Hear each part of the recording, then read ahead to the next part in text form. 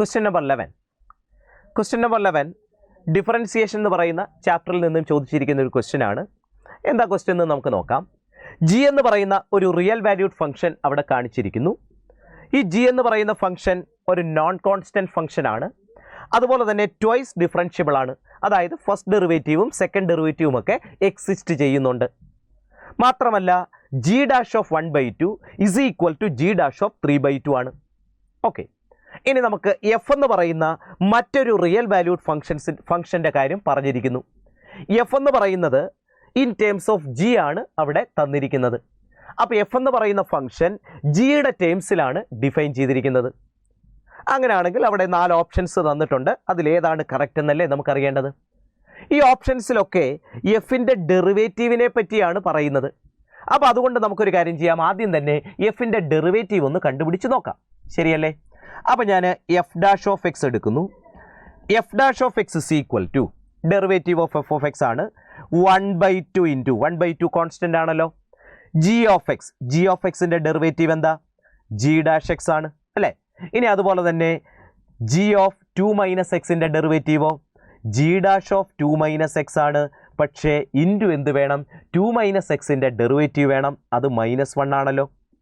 ചുരുക്കി പറഞ്ഞാൽ 1/2 into G dash X minus G dash of 2 - X എന്നല്ലേ എഫ് ഡാഷ് എക്സ് വരിക. ഈ എഫ് ഡാഷ് എക്സിൻ്റെ കാര്യം ഓപ്ഷൻ 4 പറഞ്ഞിരിക്കുന്നത്. ബാക്കിയുള്ളതിലൊക്കെ സെക്കൻഡ് ഡെറിവേറ്റീവിൻ്റെ കാര്യമാണ് പറഞ്ഞിരിക്കുന്നത്. അപ്പോൾ നമുക്ക് ആദ്യം ഓപ്ഷൻ 4 ഒന്ന് ചെക്ക് ചെയ്ത് നോക്കാം.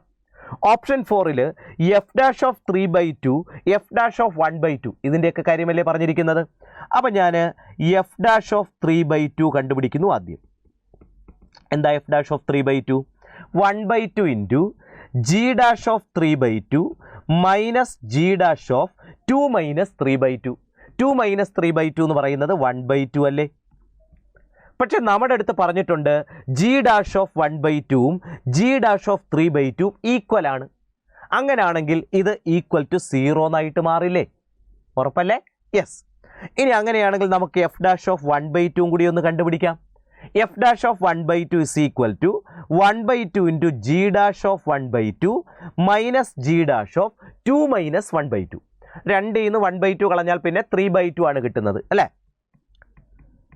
പക്ഷെ വീണ്ടും ജി ഡാഷ് ഓഫ് 1/2ഉം ജി ഡാഷ് ഓഫ് 3/2 ഈക്വൽ അല്ലേ? അങ്ങനെയാണെങ്കിൽ സബ്ട്രാക്ട് ചെയ്താൽ ഇത് ഈക്വൽ ടു 0 എന്നല്ലേ വരിക. അപ്പോൾ എഫ് ഡാഷ് ഓഫ് 3/2ഉം 0 ആണ്. അതുപോലെ തന്നെ എഫ് ഡാഷ് ഓഫ് 1/2ഉം 0 ആണ്. അങ്ങനെയാണെങ്കിൽ ഇത് രണ്ടും കൂടി ആഡ് ചെയ്താൽ 0 അല്ലേ വരുന്നത്? 1 അല്ലല്ലോ. അപ്പോൾ അതുകൊണ്ട് ഓപ്ഷൻ 4 തെറ്റാണ്. So option 4 is not correct. Clear അല്ലേ? ഇവിടെ നമുക്ക് മറ്റൊരു കാര്യം കൂടെ മനസ്സിലാക്കാൻ പറ്റും. നിങ്ങൾ എഫ് ഡാഷ് ഓഫ് 1 എടുത്ത് നോക്കിയേ. എഫ് ഡാഷ് ഓഫ് 1 എടുത്താൽ 1/2 into G dash of 1 minus G dash of 2 - 1 അതും 1 തന്നെയല്ലേ?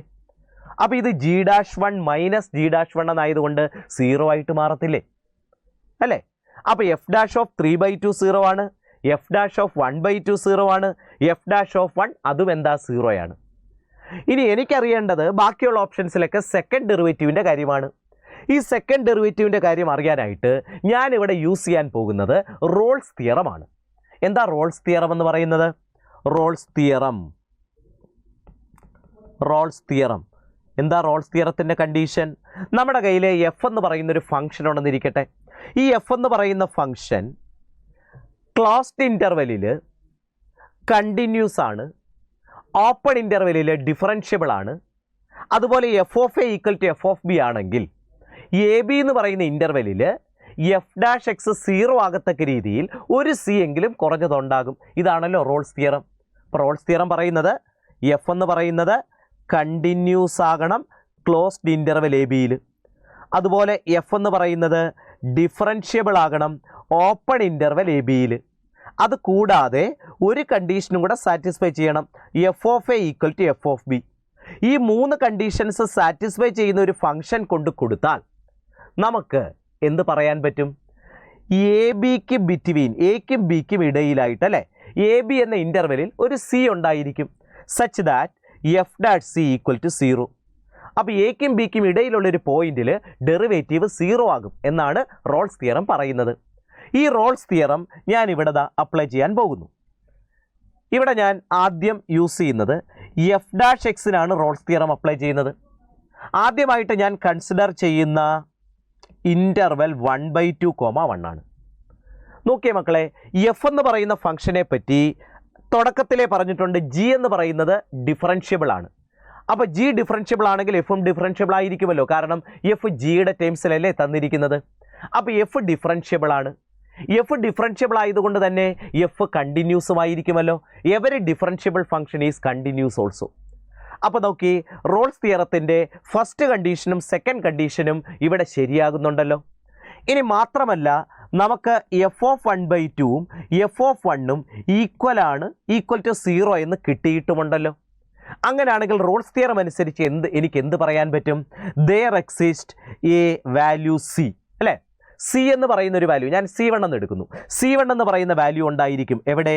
1/2നും 1നും ബിറ്റ്വീനായിട്ട്, സച്ച് ദാറ്റ് എഫ് ഡാഷിൻ്റെ ഡെറിവേറ്റീവ്, ശരിയല്ലേ? എഫ് വെച്ച് പറയുകയാണെങ്കിൽ എഫിൻ്റെ ഡെറിവേറ്റീവ് 0 ആകുന്നത്. ഇവിടെ ഞാൻ അപ്ലൈ ചെയ്യുന്നത് എഫ് ഡാഷ് എക്സിനല്ലേ. അപ്പോൾ എഫ് ഡാഷ് എക്സിൻ്റെ ഡെറിവേറ്റീവായ എഫ് ഡബിൾ ഡാഷ് എക്സ് 0 ആകത്തക്ക രീതിയിൽ ഒരു C1 ഉണ്ടായിരിക്കും എന്നല്ലേ പറയാൻ പറ്റുക. ചുരുക്കി പറഞ്ഞാൽ 1/2നും 1നും ഇടയിലായിട്ട് F double dash of C1 എന്താകുന്നു? 0 ആകുന്നു. എന്ന് പറഞ്ഞാൽ എഫ് ഡബിൾ ഡാഷ് എക്സിന് ഒരു റൂട്ട് ഉണ്ടാകും എവിടെ? 1/2നും 1നും ഇടയിലായിട്ട്, ശരിയല്ലേ? ഇനി ഇതേപോലെ ഞാൻ എഫ് ഡാഷ് എക്സിന് തന്നെ റോൾസ് തിയറം അപ്ലൈ ചെയ്യുന്നു, പക്ഷേ 1,3/2 എന്ന് പറയുന്ന ഇൻ്റർവെല്ലിലാണ്. നമുക്കറിയാം എഫ് എന്ന് പറയുന്ന ഫംഗ്ഷൻ എന്താണ്, അല്ലെങ്കിൽ എഫ് ഡാഷ് എന്ന് പറയുന്നത് എന്താ? അത് ഡിഫറൻഷ്യബിൾ ആണല്ലോ. കാരണം ട്വൈസ് ഡിഫറൻഷ്യബിൾ എന്നാണ് പറഞ്ഞിരിക്കുന്നത്. അതായത് സെക്കൻഡ് ഡെറിവേറ്റീവ് ഉണ്ടെന്നാണല്ലോ. അതായത് എഫ് ഡാഷ് എക്സിൻ്റെ ഡെറിവേറ്റീവ് എക്സിസ്റ്റ് ചെയ്യുന്നു എന്നാണല്ലോ. മുകളിലും അങ്ങനെ തന്നെയാണ്, അല്ലേ? അപ്പോൾ ഡെറിവേറ്റീവ് ഉണ്ട്. ഡെറിവേറ്റീവ് ഉണ്ടെങ്കിൽ അത് കണ്ടിന്യൂസുമായിരിക്കുമല്ലോ. ഇനി മാത്രമല്ല, നമ്മൾ കണ്ടിരുന്നു എഫ് ഡാഷ് ഓഫ് 1 എടുത്താലും എഫ് ഡാഷ് ഓഫ് 3/2 എടുത്താലും ഈക്വൽ ടു 0 എന്ന് തൊട്ട് മുമ്പ് നമ്മൾ പ്രൂവ് ചെയ്തിരുന്നു, അല്ലേ?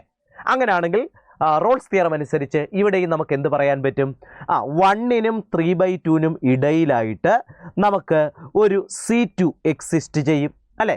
Such that F double dash of C2, അല്ലേ? എഫ് ഡാഷ് എക്സിനാണ് ഞാൻ റോൾസ് തിയറം അപ്ലൈ ചെയ്യുന്നത്. അപ്പോൾ എഫ് ഡാഷ് എക്സിൻ്റെ ഡെറിവേറ്റീവാണ് ഈ പോയിന്റിൽ 0 ആകുന്നത്. F double dash of C2 equal to 0 എന്ന് കിട്ടും. ചുരുക്കി പറഞ്ഞാൽ ഇവിടെയും നമുക്ക് എന്താ മനസ്സിലാകുന്നത്? 1നും 3/2നും ഇടയിലുള്ള ഒരു C2ൽ F double dash of X 0 ആയി. അതായത് F double dash of X equal to 0 എന്നുള്ളതിന് ഒരു റൂട്ടുണ്ട്, കുറഞ്ഞത് ഒരു റൂട്ടെങ്കിലും ഉണ്ട് എവിടെ? Between 1 and 3/2.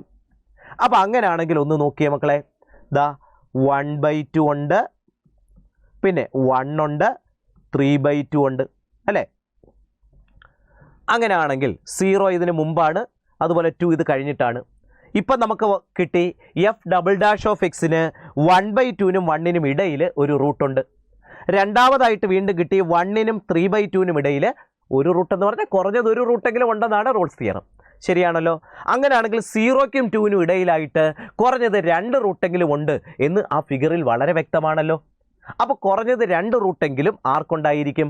F double dash എക്സിനുണ്ടായിരിക്കും. എവിടെ? 0,2 എന്ന് പറയുന്ന ഇൻ്റർവെല്ലിൽ. അങ്ങനെയാണെങ്കിൽ ഓപ്ഷൻ 1 അല്ലേ ശരിയായ ചോയ്സായിട്ട് നമുക്ക് എടുക്കാൻ കഴിയുക?